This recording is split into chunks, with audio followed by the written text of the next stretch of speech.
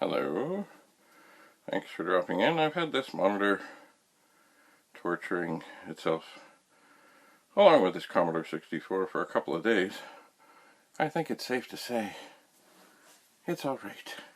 Anyway, I did speak of how remarkable the picture on one of these Commodore monitors when used with a DVD player is.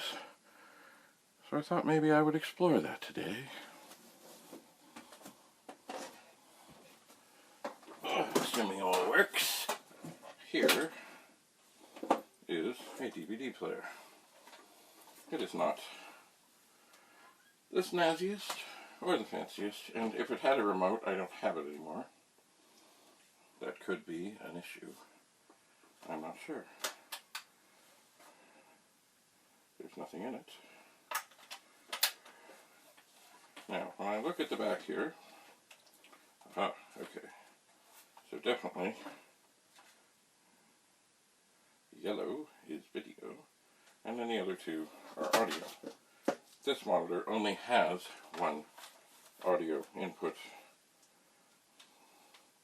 Well, it has two, but one is for the Commodore video mode, and the other is for the composite video mode. So, as I have, by the way, see my fine program running along here. As I have this program all saved, at least I think I do. Oh, sorry. Yes, we are on the air.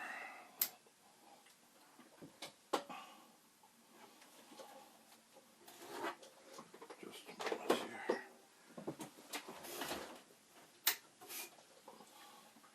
I think there's a way for me, let me just look at this.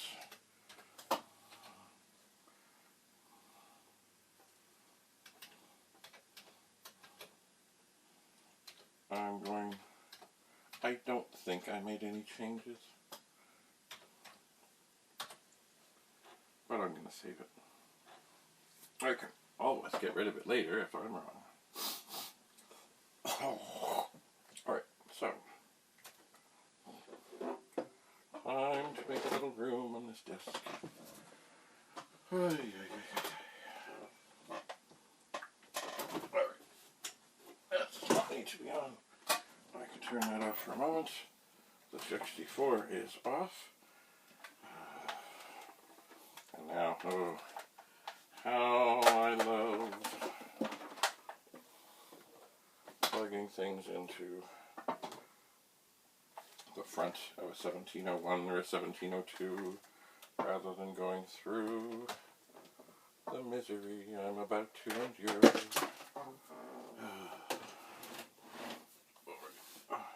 Yeah, this is feeling mighty warm. I would feel quite comfortable in telling somebody that this did just dandy. Alright, so we will pull out that cable, which is the regular video.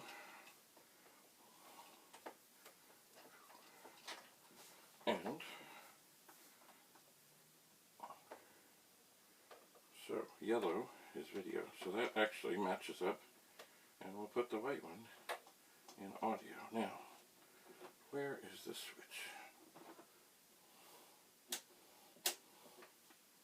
Okay, it's down.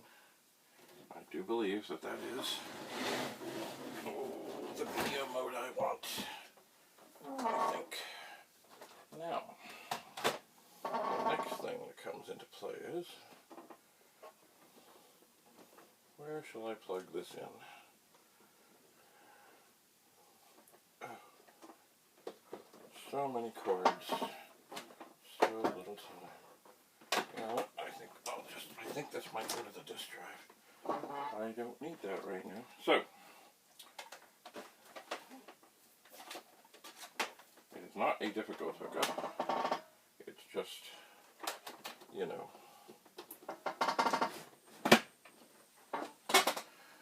Right, so first, I will turn the monitor on, and then, what will I do? I will push on.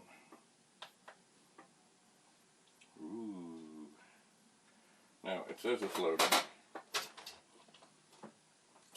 but there is nothing there to load. So I am going to, for the first time ever,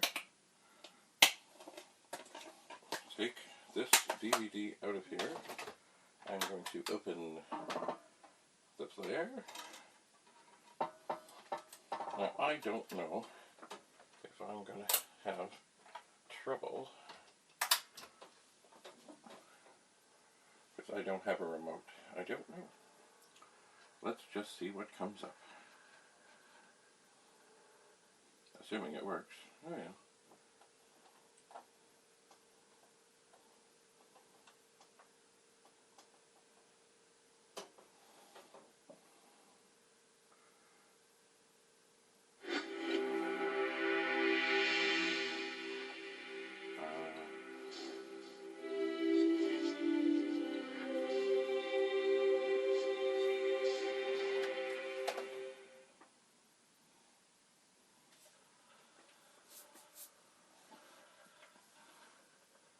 So this is from the TV show Copper. Someone really weird just happened at the train station. What? I saw a girl kill herself. Ew. Yeah, and she looked exactly... Okay, that seems to be a preview. Hello there, and welcome to this DVD from BBC Video, which you have either bought, borrowed, or stolen. Although, if you stole this, then let's pause for a moment to think about what you've done. If you enjoy the kind of programme that you're about to experience once I eventually stop talking, we thought you might be interested to know that numerous other quality British programmes are available to you on the US cable network BBC America.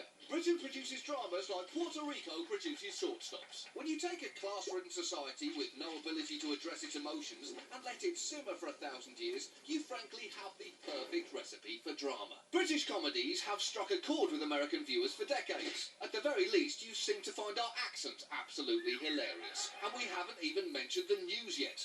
Ah, now we have. BBC America also has outstanding news programming that brings a global perspective to the stories Americans care about. Ah, it makes me proud to be British. So why not tune in to BBC America and let us entertain you in the manner to which you are no longer accustomed. Not only is this an unmissable opportunity for you to hear words pronounced correctly, but you can also watch some of the finest programmes available, and all for the low, low price of absolutely no money whatsoever. Available in sparkling high definition. Thank you for your time. Enjoy your DVD. Well, that was special. Alright, let's see. Oh, it's making noises. Aha. Now.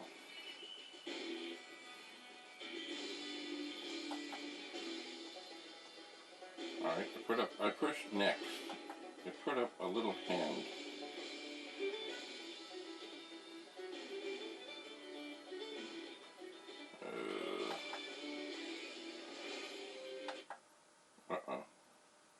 Mr. Morehouse, Mrs. Haverford. tell me about Kevin Corcoran. Is he prone to violence?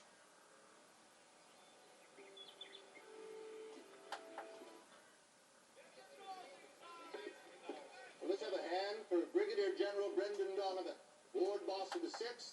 Now, if I'm not mistaken... Oh, and I might be.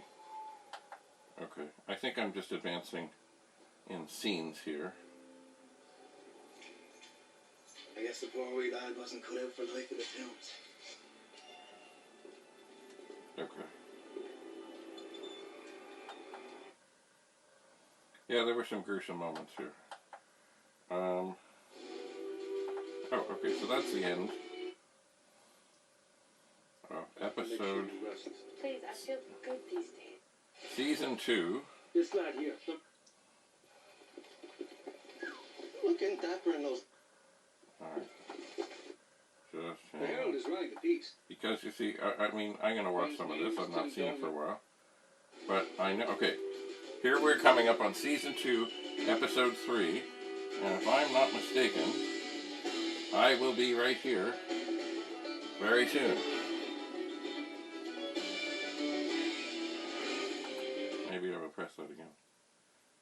They captured Kennedy. I intend to ensure that you hang. Do you intend to tell the authorities of my involvement? It depends. They done done to my brothers, I can't find the strength to move past the memory. The druids, they don't mess around.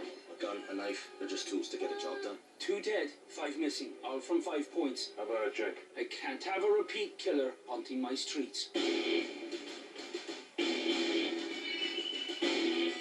Anyway, I think, if this is what I think it is, very soon I will be there.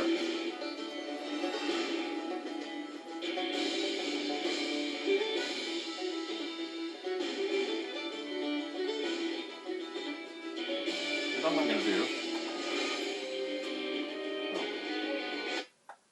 Oh, look at that. I can pause it. Okay. Let's carry on.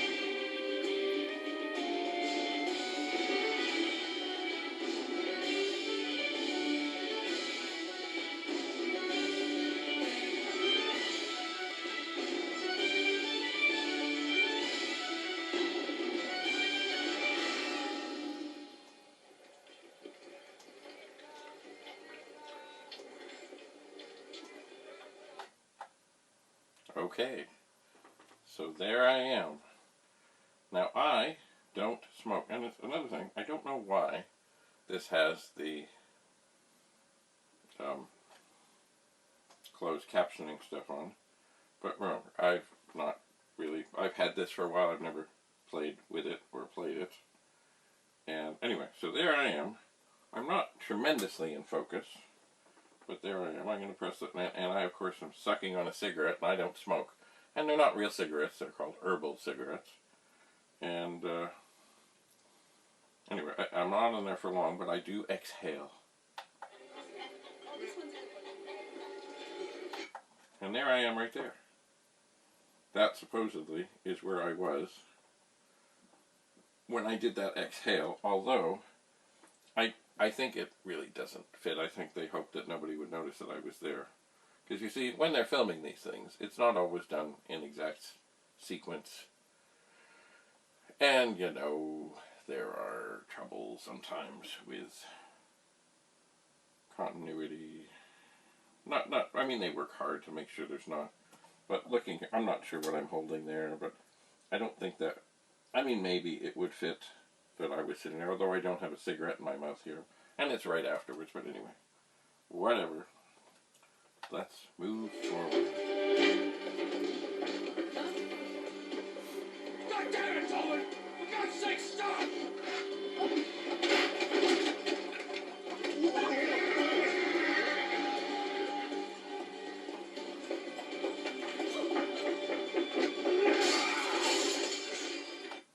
Anyway, as you can see, there are some interesting scenes in here. This is a chase scene.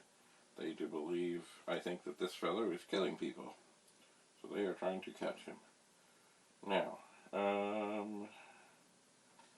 wonder what happens if I press previous. They captured Kennedy. I Alright, intend to okay. ensure that you hang. Next. Oh, here we go. Here I am again. There I am.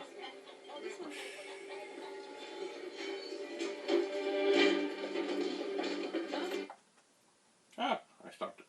That is not what I had in mind. Oh, okay. Anyway,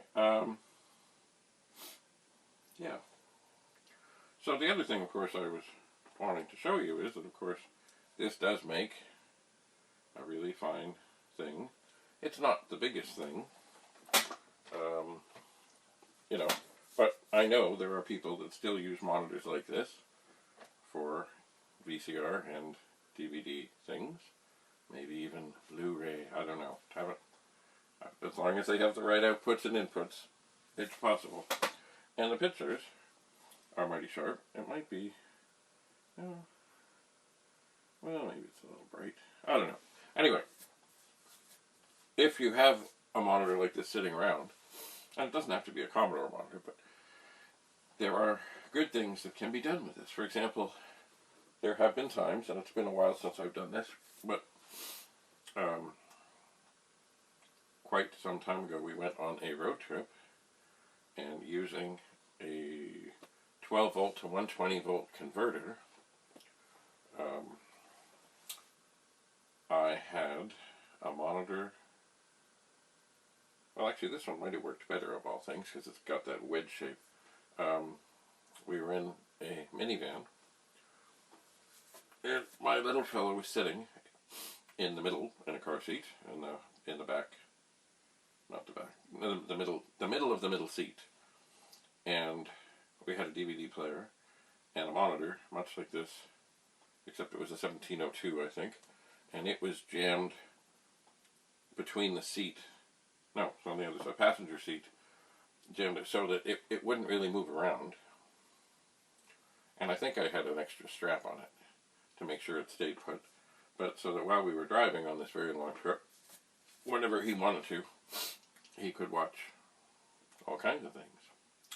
And I know that probably more and more modern cars have, funny little entertainment systems of things in the backs of seats and things that fold down. And that's all good. But, if you were roughing it somewhere where you didn't have Wi-Fi, internet, maybe even electricity, in a situation like that, if you had a 12-volt system, in some places, I've seen these things, I haven't seen them for a while, they were basically windmills, and the capacity of this thing was all based on how many car batteries you had connected, and of course, how would you get the power into something you could use? You would use a 12-volt to 120-volt converter. Anyway, regardless, these monitors have a mighty fine picture. They do. So, I am not going to watch this. I know there are other bits and pieces here, and what I may end up doing at some point is I do have some a DVD player and such that I could hook up to a computer, and I could probably play these, and maybe with a little tripod and other things I could actually film some of the scenes that I was in. Because I did spend, I wasn't there tons of time, but I was a regular. I was. Gee, figured if we're going to be... They captured Kennedy. I intend to ensure that you hang. Do you intend to tell the authorities of my involvement? It depends. What they done to my brothers, I can't find the strength to move past the memory. The Druids, they don't mess around. A gun, a knife, they're just tools to get a job done. 2 dead, 5 missing, all from 5 points. How about a drink? I can't have a repeat killer haunting my streets. Apparently, I don't think this show won tons of awards or anything, but it had its charm, let me tell you. And really, the sets were beyond anything I have ever experienced. But I think it did win an award for its opening sequence of all things.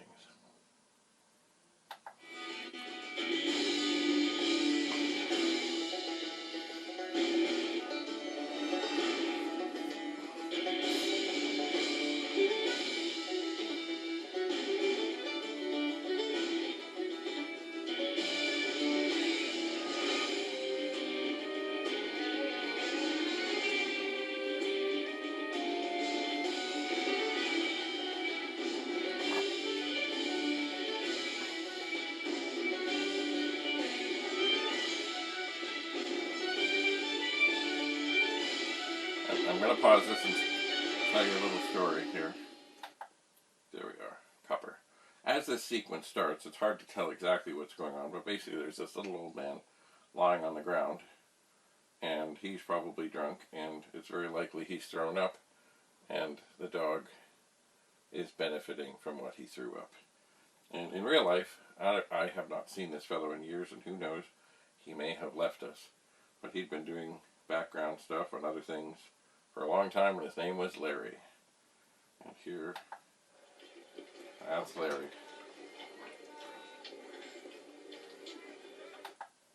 And I figured, as I was sitting here talking, if we're going to be sitting here talking, I might as well be there. With a low hum of chatter, chickens cluck.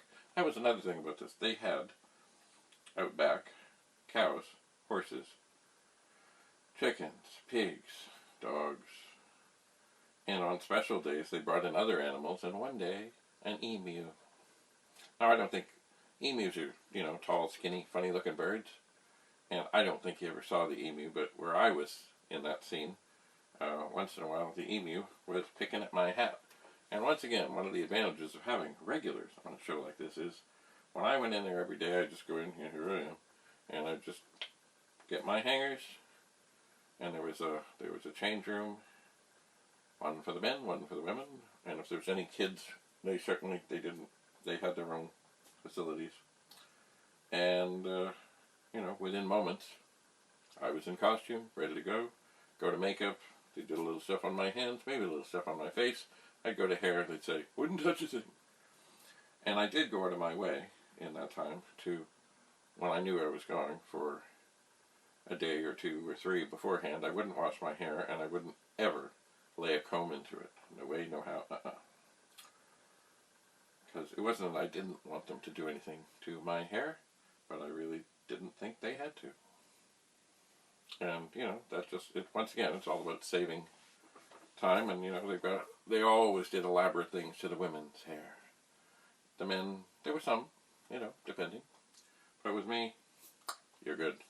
And on the last thing I was on, and I can't say the name of it because it hasn't come out yet, it was the same thing. They would always say, you gotta go to hair and makeup. And I'd go to makeup and they'd say, you're good. I'd go to hair, they'd say, you're good. And then I'd just walk back. And the person who sent me, you know, almost looked at me like, well, obviously, you know, you didn't go. I said, oh yeah, I went. I'm fine. Perfectly fine. Lovely. Marvelous. Anyway, yeah, so I think I will set up on a computer and look at this. Once again, I've not looked at this DVD. I've had it for years. I've not opened it up. And I do wish that Copper had continued. It seems such a waste that literally millions and millions, tens of millions of dollars that were spent on the set and all the set dressing and all that stuff. Well, the sets would have just been bashed up. The set dressing stuff, I think, was sold off. And I really, really, really wanted to get my costume, even though I wasn't crazy about it, especially the hat. But there was never an opportunity, except they did have what was called a linen sale, which I was like, well, I don't want to buy linens. But one fellow who went there said that he was able to buy his costume on that day. And had I known, I would have gone. And I would have got this. Another thing that I really, really wanted to do, and I figured we would do it sometime in the third season, because they said they were going to have us back and all. Not too far, but not too close from where we were, there was a Wendy's. Now, they took good care of us. They had good food. They had good stuff. But one day, I wanted to gather some people and head off in the prime time of lunch to the Wendy's in costume. And just go in and order. Maybe just get a Frosty.